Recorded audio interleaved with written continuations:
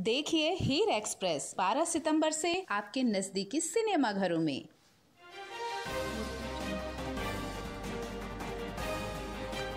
रायपुर में कार्यक्रम आयोजन के लिए अनुमति अनिवार्य, रैली और जुलूस के लिए अब नगर निगम की मंजूरी। सार्वजनिक मैदान और पंडाल हेतु अनुमति लेनी होगी।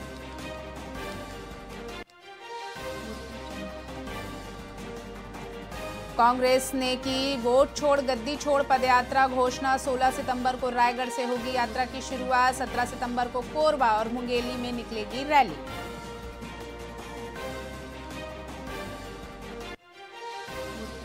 बजरंगपुर नवागांव हत्याकांड में पीड़ित परिवारों को मिलेगी मदद। तीनों मृतकों के परिजनों को 1-1 लाख की सहायता। अनुकंपा नियुक्ति भी देगी सरकार।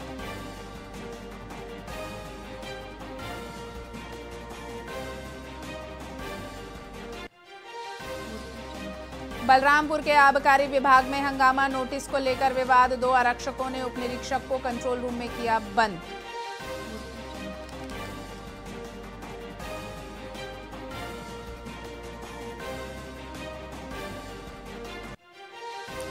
और बिलासपुर हाईकोर्ट ने सांसद भोजराज नाग की अर्जी खारिज की। कांकेर संसदीय क्षेत्र चुनाव याचिका पर जारी रहेगी जन सुनवाई। भोजराज नाग ने याचिका निरस्त करने की मांग की थी।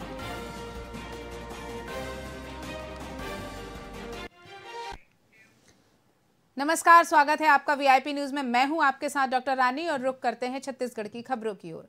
छत्तीसगढ़ के गरियाबंद जिले में चलाए गए सर्च ऑपरेशन में पुलिस को बड़ी कामयाबी हासिल हुई। आपको बता दें कि गृह मंत्री विजय शर्मा ने जानकारी दी कि ऑपरेशन में 1 करोड़ का इनामी सीसी मेंबर बालकृष्णन और 25 लाख का इनामी प्रमोद समेत 10 नक्सली मार गिराए गए हैं, जिसको लेकर गृह मंत्री ने इसे राज्य की सुरक्षा एजेंसियों की बड़ी सफलता बताया है और कहा है कि सीसी मेंबर की संख्या लगातार कम हो रही है।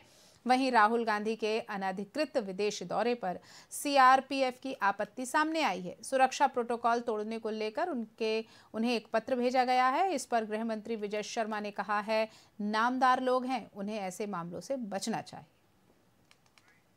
विपक्ष जो है इसको उछाल रही है और हमने देखा कि आपने प्रेस कॉन्फ्रेंस भी की है और 20 नाम आपने गिनाए हैं। तो सर ऐसे में देखते हैं कि छत्तीसगढ़ में भी एसआईआर होना चाहिए। न होना ही चाहिए। और मैं बहुत स्पष्टता से बार बार कह रहा हूँ, राहुल गांधी जी को 2 अलग अलग बातें नहीं करनी चाहिए जो विरोधाभासी है। आप एक जगह कह रहे हैं कि मतदाता सूची में गड़बड़ी है। मतदाता सूची में गड़बड़ी उन्होंने कहीं पर निकाला। हमने भी बताया कि यहाँ पर इन लोग जब थे तब भी मतदाता सूची में गड़बड़ी थी। मतदाता सूची में गड़बड़ी को ठीक करने के लिए इलेक्शन कमीशन एसआईआर करती, स्पेशल इंटेंसिव रिविजन करती, विशेष गहन पुनरीक्षण करती। अब राहुल गांधी जी एक बार कह रहे हैं कि इसमें गड़बड़ी है और दूसरी बार कह रहे हैं कि जो स्पेशल इंटेंसिव रिवीजन है इसका विरोध हम करेंगे बिहार में। ये दोनों चीजें कैसे हो सकती हैं? मतलब आप दोनों ही विरोधाभासी बातों के लिए आप कहेंगे तो कैसे संभव हो सकता है? इसको कोई बहुत सामान्य है विषय, कोई भी समझेगा। जो भी थोड़ा सा बेसिकली इस विषय पर लेकर काम करने वाला है वो सब समझेंगे। तो राहुल गांधी जी दोनों नहीं करना चाहिए, एसआईआर होना ही चाहिए और छत्तीसगढ़ में तो होना ही चाहिए, बहुत आवश्यकता है। सर डेडलाइन 6 से 7 में है, इसमें क्या यारी कवरेज? नहीं 10 लगभग 10 नक्सली न्यूट्रलाइज किए गए हैं। उसमें एक बड़ी सफलता ये है कि एक सक्रिय सीसी मेंबर जो था बालकृष्ण उर्फ मनोज, वो कल न्यूट्रलाइज हुआ है। साथ ही साथ एक एसजेडसी मेंबर था जो 25 लाख का इनामी था, वो भी प्रमोद उर्फ पांडा, वह भी न्यूट्रलाइज हुआ है। ये गरियाबंद जिले के मैनपुर थाना क्षेत्र के उड़ीसा के बॉर्डर एरिया पर हुआ एक सर्च ऑपरेशन था, इंटेलिजेंस बेस्ड सर्च ऑपरेशन में। ये वही स्थान है जहां चलपति नामक एक और सीसी मेंबर कुछ समय पहले न्यूट्रलाइज हुआ था। रायपुर में सर्व हिंदू समाज के पदाधिकारी कलेक्ट्रेट पहुंचे और आगामी दुर्गा उत्सव को लेकर प्रशासन को ज्ञापन सौंपा। इस दौरान समाज ने मांग की है कि नवरात्रि में यदि देवी देवताओं की एआई या कार्टून नुमा मूर्तियां स्थापित की जाती हैं तो प्रशासन तत्काल कार्यवाही करे। इसके अलावा पंडालों में अश्लील या फिल्मी गाने, डांस ग्रुप्स की ओर से अशोभनीय प्रस्तुतियां सहित शराब पीकर आने वालों पर भी सख्त कार्यवाही की मांग की गई है। साथ ही समाज का कहना है कि गणेश उत्सव के दौरान देवताओं का मजाक उड़ाया गया, जिसे अब दोहराया न जाए। आज सर्व हिंदू समाज मिलकर के कलेक्ट्रेट ऑफिस में हमने ज्ञापन दिया है। जिस प्रकार से पिछले समय जो गणेश उत्सव के समय हमने भी ज्ञापन दिया, तो उस समय भी जो एआई मूर्ति जो बैठी गई थी उसमें काफ़ी आपत्ति जताया था और उसमें हम लोग ने आंदोलन भी किया था सर्व हिंदू समाज मिल करके। उसी प्रकार से इस बार हम दुर्गा उत्सव के पहले हमने यहाँ पे अवगत कराया है प्रशासन को कि आने वाले जो नवरात्रि है उसमें यदि एआई या कार्टून नुमा हमारे देवी देवताओं की अगर मूर्ति की स्थापना की जाती है तो तत्काल प्रभाव से प्रशासन उनके ऊपर कार्रवाई करे और मूर्तिकार जो मूर्ति बनाता है उनके ऊपर भी कार्रवाई करे। जिस प्रकार से वहाँ पे अश्लील गाने बजाए जाते हैं, फिल्मी गाने बजाए जाते हैं या कोई डांस ग्रुप को बुला करके डांस करवाया जाता है, यदि ये भी पाया जाता है तो उनके ऊपर कार्रवाई करे। साथ में जो यदि पंडाल में या माता के शोभा यात्रा में शराब पी करके भी जाएगा और पाया गया वहाँ पर संदिग्ध हालत में, तो उनके ऊपर भी प्रशासन कार्रवाई करे। ये हमने प्रशासन से मांग किया है कि आगे हमारे देवी देवताओं का मजाक ना बने। जिस प्रकार से गणेश उत्सव के समय पे जो समिति वालों ने हमारे देवी देवता का प्रथम पूज्य का मजाक बनाया है एआई मूर्ति की स्थापना करके, उस प्रकार से हमारी देवी का वो मजाक ना बनाए, जिसके लिए सर्व हिंदू समाज आज पहले से आकर के शासन प्रशासन को अवगत कराया है। आज भिलाई नगर रेलवे स्टेशन के पास स्थित सेक्टर 7 की स्लम बस्ती, जहां लगभग 300 परिवार दशकों से निवासरत हैं, रेलवे द्वारा 3 दिन में हटाने का नोटिस जारी किया गया है। ये भूमि रेलवे की स्वामित्व वाली है और स्टेशन पुनर्विकास के चलते खाली कराई जा रही है। हालांकि विधायक रिकेश सेन ने इसका विरोध करते हुए कहा कि ये बस्ती नजूल और शासकीय दस्तावेजों में दर्ज है और यहाँ लोग 50-60 वर्षों से रह रहे हैं। उन्होंने प्रधानमंत्री आवास योजना के तहत इन्हें वैकल्पिक आवास दिए जाने तक बेदखली पर रोक लगाने की मांग की है। आज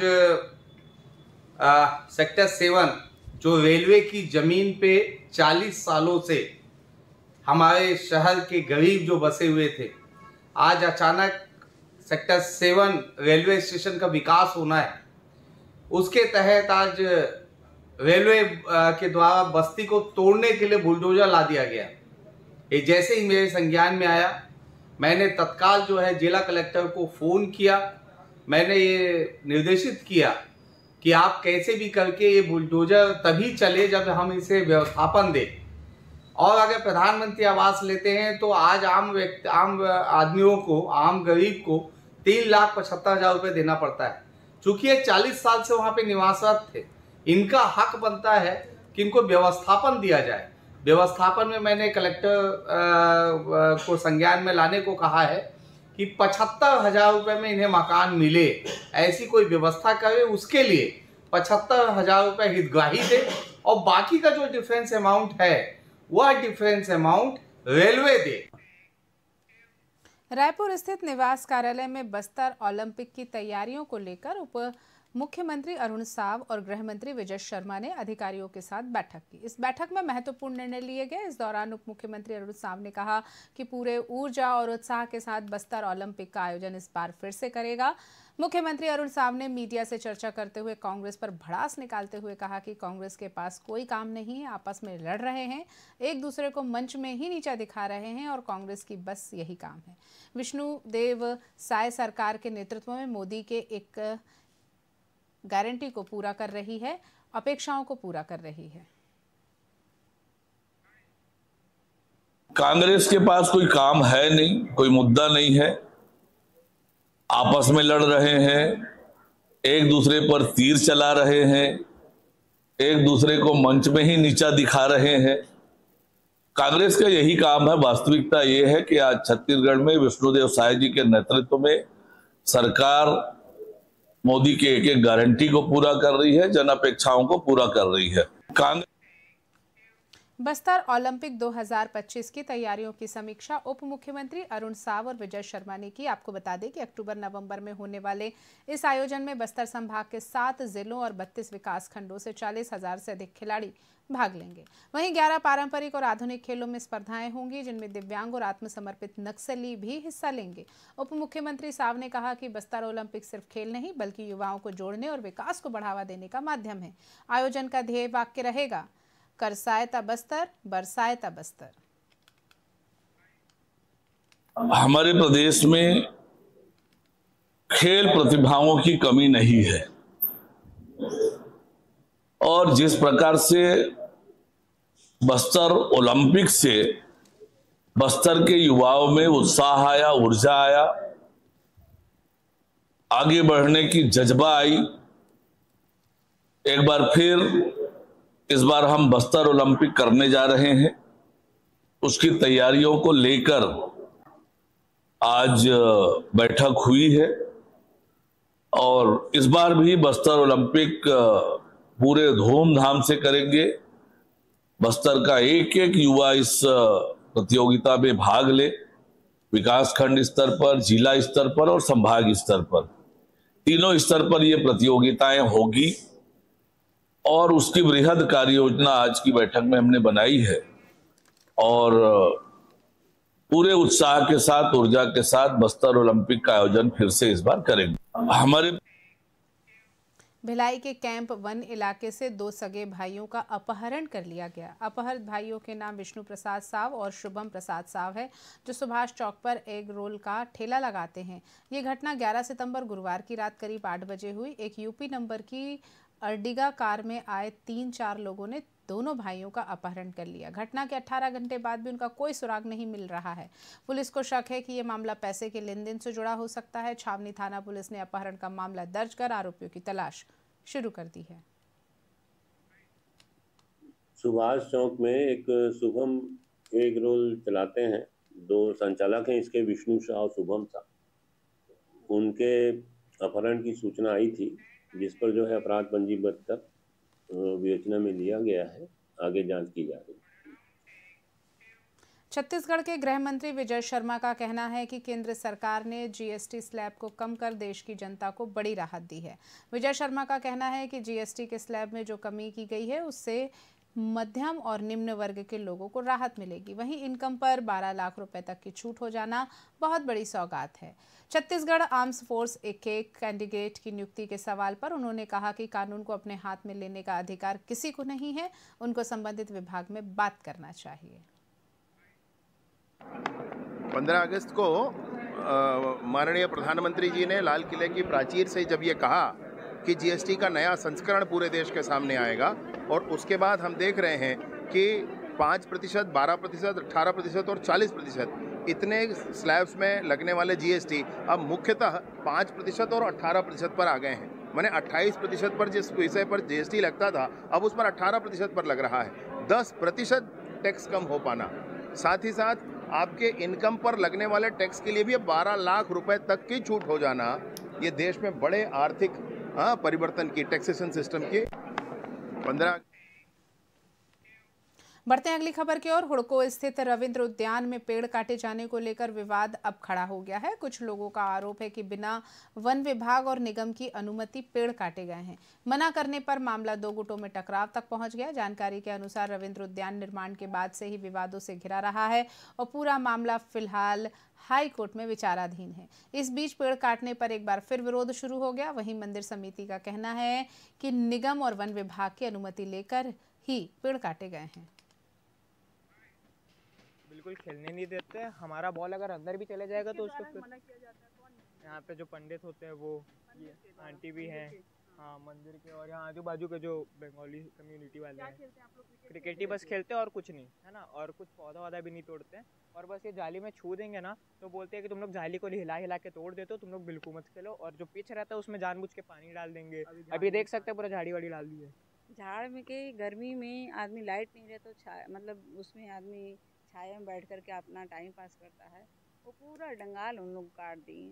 डंगाल काटने के लिए भी परमिशन लेना पड़ता है, विदाउट परमिशन इन लोग काट दिए हैं।